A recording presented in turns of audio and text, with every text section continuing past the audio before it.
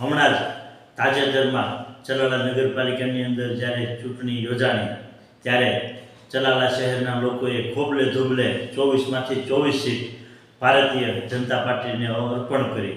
ત્યારે લોકોનો એક જ વિશ્વાસ હતો કે આ જ્યારે જીત મળી છે ત્યારે લોકોના સાથ સહકારથી મળી છે, ત્યારે ખૂબ લોકોના વિકાસના કામો થશે।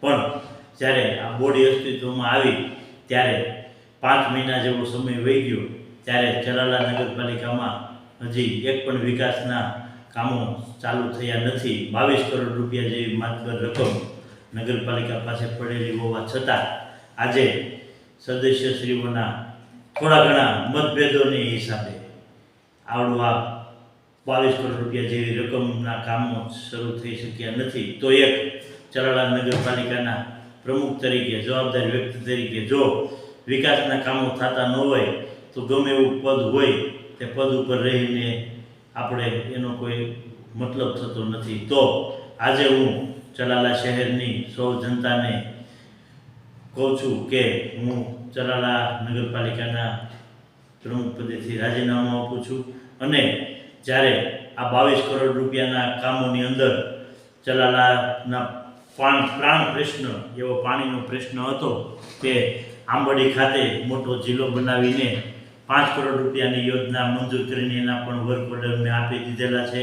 તેમજ 6 કરોડ જેવી માર્બલ રકમ સીસી રોડની જ્યારે બનાવવાના છે ત્યારે તેના પણ 6 કરોડના વર્ક ઓર્ડર આપી દીધેલા છે। તેમજ ચલાલાના હૃદયસમા અમરેલી રોડ ઉપર જ્યારે વોકળાનો ઘણા સમયથી પ્રશ્ન હતો વોકળો બનાવવાનો, તે વોકળાના અને રોડ ઉપરના બ્લોક નાખવાના પણ 2 કરોડ રૂપિયાના કામના વર્ક ઓર્ડર આપી દીધેલા છે।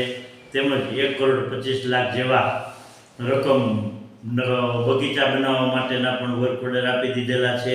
તેમજ ચલાલા નગરપાલિકામાં વોર્ડ વાઇઝ 6 ટ્રેક્ટરો નવા મિની ટ્રેક્ટરોના પણ વર્ક ઓર્ડર આપી દીધેલા છે।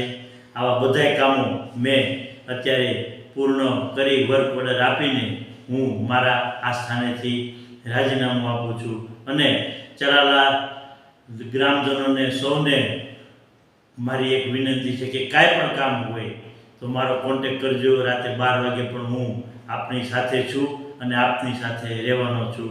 વસ્તુ જય ધન્યવાદ।